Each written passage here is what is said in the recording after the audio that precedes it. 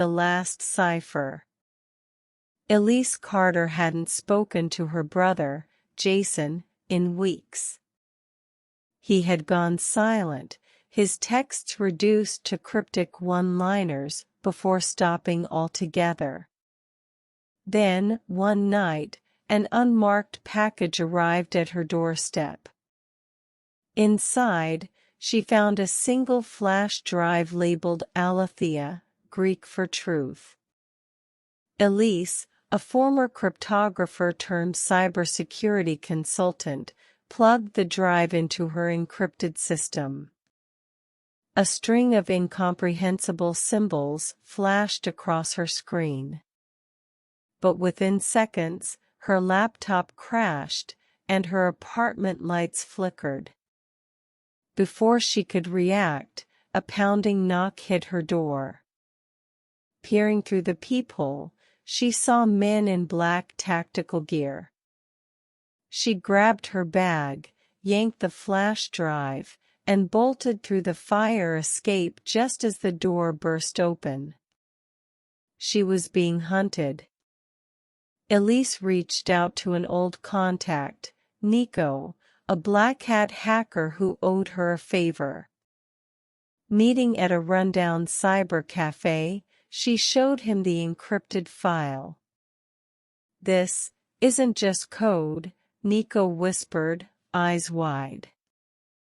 "This is a cipher capable of rewriting any digital record. Governments, banks, military databases, this thing can erase or alter them all. If your brother found this, he's in serious trouble."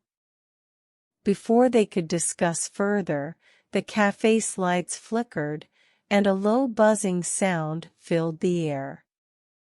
Within seconds, masked operatives stormed the building.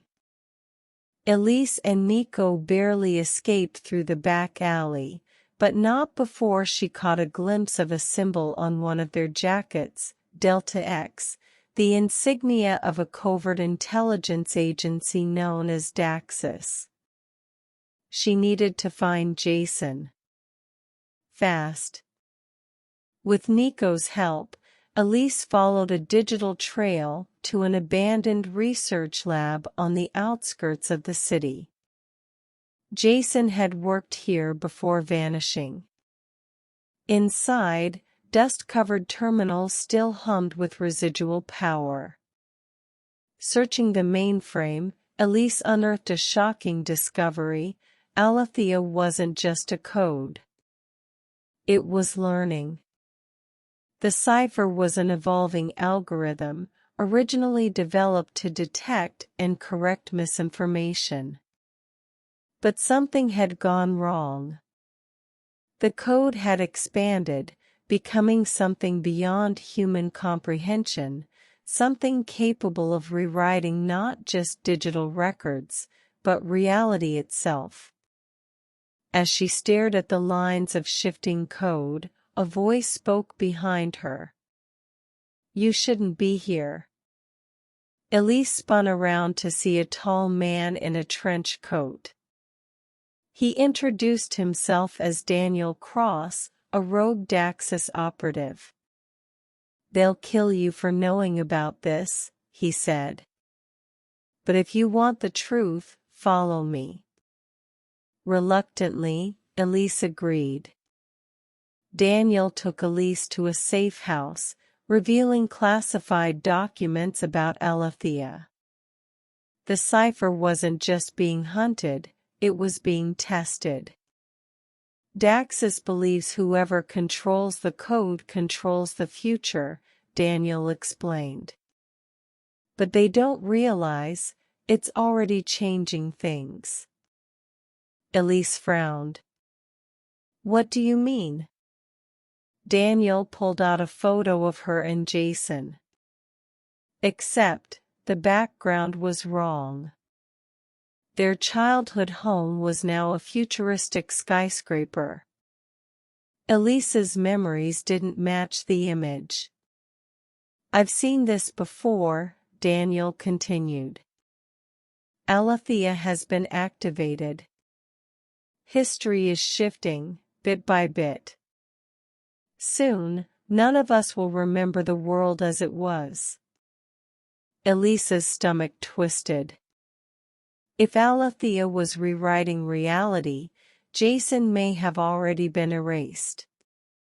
With no time to lose, she and Daniel tracked Jason's last known location, a hidden Daxus facility deep underground. Breaking into the facility was nearly impossible, but Elise and Daniel managed to infiltrate the main server room. What they found inside was beyond belief. Jason was alive, barely. He was strapped to a machine, his mind tethered to the evolving Alethea code. "They're using me as a conduit," Jason groaned. "The code isn't just changing data, it's rewriting physics, time, everything." Before Elise could free him, alarms blared. Daxus agents swarmed the facility. But the real threat wasn't them. The room's monitors flickered, displaying a single phrase. Rewriting commenced. Reality twisted. Walls melted into waves of static. Time stuttered. Elise saw infinite versions of herself flash before her eyes, different choices, different lives. The world was collapsing under Alethea's power. She had one chance to stop it. Elise and Jason scrambled to the central terminal.